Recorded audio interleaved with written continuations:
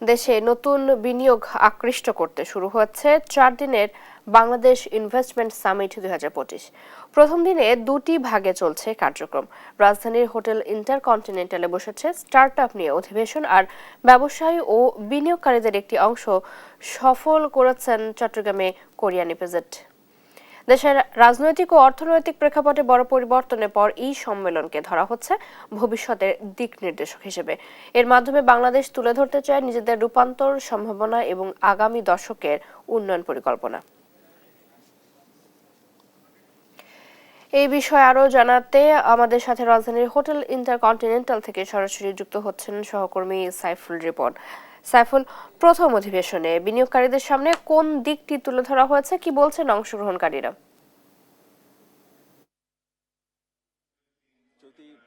Bangladesh summit 2025-এর আজকে যে প্রথম দিন, সেই প্রথম দিনের যেই প্রথম সেশনটি অনুষ্ঠিত হয়েছে, সেই সেশনে মূলত বাংলাদেশে যারা স্টার্ট আপ বিজনেসের সাথে জড়িত এবং এই স্টার্ট আপ বিজনেসে যারা আগ্রহী তাদের উদ্দেশ্যেই প্রথম সেশনটি অনুষ্ঠিত হয়েছে। এবং সেই প্রথম সেশনে যারা প্যানেল ডিসকাশনে যারা ছিলেন তারা বাংলাদেশ বিনিয়োগ উন্নয়ন কর্তৃপক্ষ, অন্তর্বর্তী সরকারের তথ্য প্রধান উপদেষ্টার তথ্য বিষয়ক বিশেষ সহকারী এবং বাংলাদেশ ব্যাংকের গভর্নর সহ গুরুত্বপূর্ণ ব্যক্তিরা সেখানে বক্তব্য রেখেছেন। এবং তাদের পক্ষ থেকে যেটি বলা হয়েছে যে বাংলাদেশের স্টার্ট আপ বিজনেসে ইনভেস্টমেন্টের জন্য, বিনিয়োগের জন্য যেই ধরনের পলিসিগত পরিবর্তন, যেই সংস্কারগুলো প্রয়োজন ওয়ান স্টপ সার্ভিস নিশ্চিত করার জন্য, সেই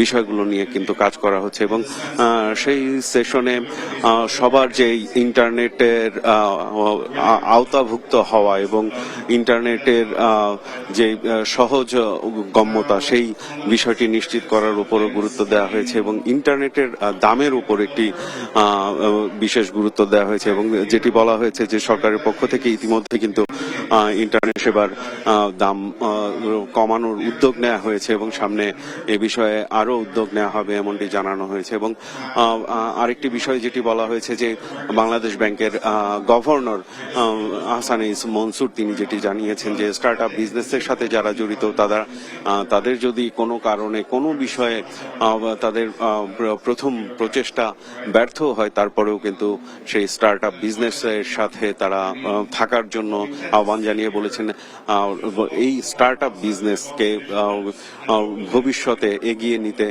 বাংলাদেশ ব্যাংকের পক্ষ থেকে কিন্তু 800 থেকে 900 কোটি টাকার একটি তহবিল গঠন করা হয়েছে। এবং যে কোনো মূল্যেই বাংলাদেশে যে যারা স্টার্ট আপ বিজনেসের সাথে জড়িত এবং বিদেশি বিনিয়োগকারীরা যারা স্টার্ট আপ বিজনেসের সাথে জড়িত, এখানে এই স্টার্ট আপ বিজনেসটি এগিয়ে নেওয়ার জন্য সরকারের পক্ষ থেকে সেই সহযোগিতা করা হবে এমনটি কিন্তু জানানো হয়েছে। এবং ইন্টারনেট শাটডাউনের বিষয়ে গুরুত্বপূর্ণ প্রশ্নের উত্তর দেন প্রধান উপদেষ্টার আইসিটি বিষয়ক বিশেষ সহকারী ফায়াজ আহমেদ তৈয়ব। এবং তিনি যেটি বলেন যে বাংলাদেশ সরকারের ভবিষ্যতে আর কখনোই ইন্টারনেট সেবা শাটডাউনের কোনো ধরনের পরিকল্পনা নেই এবং নাগরিক অধিকার হিসেবে ইন্টারনেট সেবা পাওয়ার যে বিষয়টি, সেটি নাগরিক অধিকার হিসেবে এটি ঘোষণা করা হয়েছে। এবং এই মুহূর্তে এই সম্মেলনের দ্বিতীয় সেশনটি অনুষ্ঠিত হচ্ছে এবং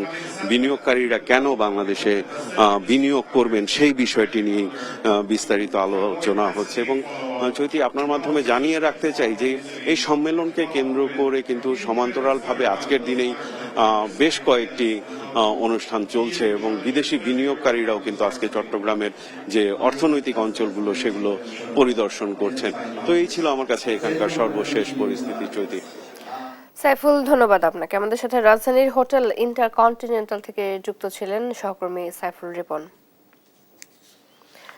বিনিয়োগ সম্মেলনে অংশগ্রহণকারীদের একটি অংশ এই মুহূর্তে চট্টগ্রাম সফর করছেন। এই বিষয়ে জানাতে যুক্ত হচ্ছেন সহকর্মী আজিজা হক পায়েল। পায়েল, পরিদর্শনে কতজন অংশ নিয়েছেন, কোন বিষয়ে তারা জোর দিচ্ছেন, সার্বিক পরিস্থিতি জানাবেন।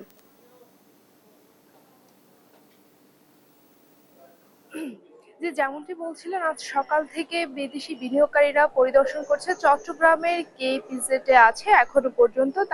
এখন পর্যন্ত কেইপিজেডের 4টি ফ্যাক্টরি পরিদর্শন করেছে। এখনো পর্যন্ত তারা উৎসবমুখর পরিবেশে তারা ফ্যাক্টরিগুলো ভিজিট করছেন। তবে এখনো পর্যন্ত তারা কোন কোন বিষয়ে বিনিয়োগ করবেন, কোন কোন খাতে বিনিয়োগ করবেন তা এখনো পর্যন্ত জানানো যায়নি। তবে আমরা অধীর আগ্রহে অপেক্ষা করছি তারা আসলে একেবারে পরিদর্শন শেষে তারা কি আমাদেরকে সিদ্ধান্ত দিচ্ছে এবং কি সুখবর নিয়ে আসছে বাংলাদেশের জন্য, এই অপেক্ষায় রয়েছে আমরা। এখনো পর্যন্ত তারা চট্টগ্রামের কেইপিজেড এর বিভিন্ন ফ্যাক্টরি পরিদর্শন করেছে। এরপর তারা মিরসরাইয়ের ইকোনমিক জোনে পরিদর্শন করবেন। এখন পর্যন্ত তারা চট্টগ্রামের কেইপিজেড এর 4টা ফ্যাক্টরি পরিদর্শন করেছে, সেই সাথে পরিদর্শন করেছে আমরা দেখতে পেয়েছি হাসপাতাল, কেইপিজেড এর ভেতরে যে একটি হাসপাতাল রয়েছে হাসপাতালও পরিদর্শন করেছে তারা। অর্থাৎ তা বলাই যেতে পারে তারা বাংলাদেশের বিভিন্ন ক্ষেত্র সবকিছুই পুঙ্খানুপুঙ্খভাবে একেবারে দেখছেন এবং খতিয়ে দেখছেন। তারা এখানকার জ্বালানি ব্যবস্থা এবং বিদ্যুৎ ব্যবস্থা এবং এখানকার পরিবেশ কিছুই একেবারে দেখছেন এবং এখানকার যে বিদা এবং বিজার সাথে এখানের কর্তৃপক্ষের সাথে কথা বলে আমরা জানতে পেরেছি এগুলো তারা তাদেরকে প্রেজেন্টেশনের মাধ্যমে দেখানো হবে। তাছাড়াও তাদেরকে সরাসরি একেবারে সবগুলো বিশ্লেষণ করে তাদেরকে দেখানোর জন্য নিজের চোখে দেখে তারা সিদ্ধান্ত নিতে পারবে। এই জন্যই তাদেরকে এই পরিদর্শনের ব্যবস্থা করা হয়েছে বলে এমনটাই আমাদেরকে জানিয়েছেন। আমরা সকাল থেকে তাদের বিভিন্ন ফ্যাক্টরি পরিদর্শনের বিষয়টি দেখেছি। তারা এখানকার কেইপিজেড এর যে ফ্যাক্টরিগুলো রয়েছে, এখানে বিভিন্ন ফ্যাক্টরি রয়েছে, এখানের ফ্যাক্টরিগুলো ভিজিট করে দেখেছেন এবং তাদের সাথেও আমরা কথা বলেছি। তারা খুবই আনন্দের সাথে প্রাউড ফিল করছেন এবং বাংলাদেশে আসতে পেরে তারা অনেক আনন্দ, এবং যারা আগে বিনিয়োগ করেছেন তাদের সাথে আমরা কথা বলেছি, তারা অনেক প্রাউড ফিল করছেন এবং তারা বাংলাদেশের সাথে বিনিয়োগ করে অনেকটা আনন্দিত, এমনটাই আমাদেরকে জানিয়েছেন। এই ছিল চট্টগ্রামের সাবমিট সম্মেলন থেকে সর্বশেষ। পায়েল, ধন্যবাদ আপনাকে। বিনিয়োগ সম্মেলনে অংশগ্রহণকারীদের একটি অংশ এই মুহূর্তে চট্টগ্রাম সফর করছেন, সে খবর জানাচ্ছিলেন সহকর্মী আজিজে হক পায়েল।